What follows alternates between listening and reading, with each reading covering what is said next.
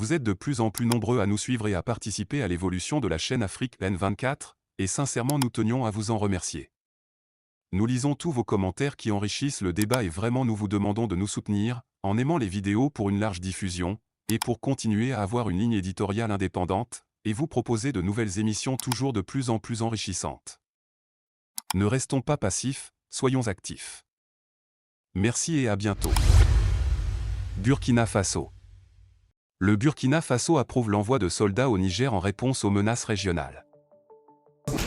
71. Adopté.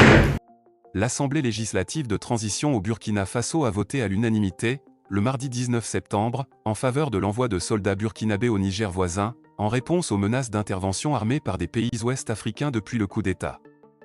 Cette décision intervient après l'adoption préalable du projet de loi en Conseil des ministres le 30 août 2023.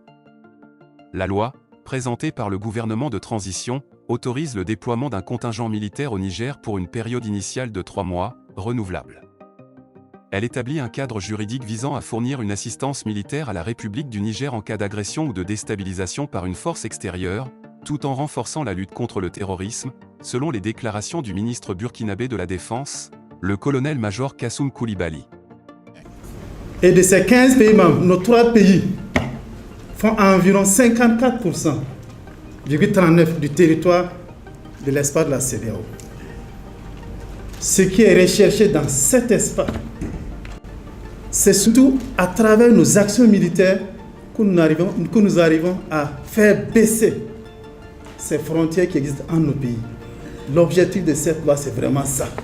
Avoir une continuité dans notre espace de manœuvre.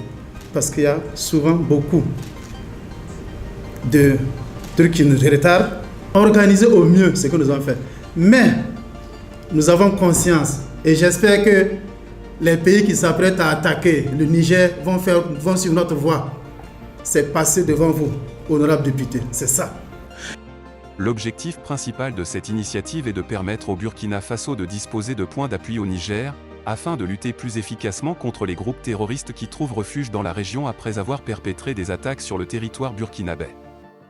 La région des 3 frontières, partagée par le Burkina Faso, le Niger et le Mali, est devenue le théâtre fréquent d'attaques de groupes djihadistes.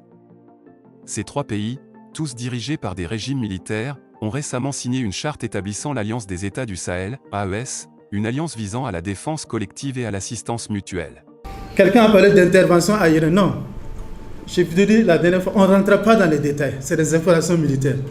C'est pour ça qu'on a parlé au départ, même quand on nous insère pour les effets, on parle de contingent. Et on a aussi parlé de capacité. Le Niger peut avoir des capacités dont le Burkina a besoin et aura toujours besoin. Le Mali pareil. Tout comme nous aussi, on a besoin des capacités où on peut offrir certaines capacités à d'autres. Ce qui est sûr, grâce à vos efforts, aux efforts des populations, nous avons des capacités dans la sous-région que d'autres n'en ont pas. Et Dieu merci. Ça au moins c'est sûr. Bon, les différents types d'interventions pour la CEDEAO, non, nous regardons de toute façon. Comme dans les principes de la CEDEAO, ce n'est pas prévu. Tant qu'il y a une agression, on réagit. On ne fait, c'est quelqu'un, est-ce que ça sera dans le cadre de... Non. Nous, d'abord, on ne cherche pas à agresser quelqu'un. Le Niger, où un coup d'État a renversé le président élu Mohamed Bazoum le 26 juillet, fait face à des menaces d'intervention militaire de la Communauté économique des États de l'Afrique de l'Ouest, CEDEAO, qui vise à rétablir l'ordre constitutionnel dans le pays. Cette décision du Burkina Faso s'inscrit dans le cadre des efforts régionaux visant à stabiliser la zone et à contrer les menaces sécuritaires croissantes. Certains gouvernants arrivaient à enfreindre à l'article 2 de la Charte des Nations Unies et même au traité qui concerne la CEDEAO pour s'attaquer à un pays voisin pour des raisons quelconques où nous savons clairement que ce n'est pas bien défini, nous réagirons en conséquence. Nous voici à la fin de ce Flash Info, et nous espérons vivement qu'il vous a été agréable. Nous sommes impatients de recueillir vos impressions, alors n'hésitez pas à nous les partager dans la section des commentaires si vous avez trouvé ce bulletin informatif. En outre, nous avons remarqué que de nombreux spectateurs n'ont pas encore souscrit à notre chaîne. Votre soutien est crucial pour nous permettre de continuer à créer du contenu captivant pour l'Afrique des libertés. Pour nous encourager, veuillez cliquer sur le bouton j'aime. Exprimez votre soutien en appréciant et en partageant cette vidéo afin d'aider l'algorithme de partage massif de YouTube. N'oubliez pas non plus de vous abonner et d'activer la cloche de notification pour être tenu informé de nos prochains bulletins d'information.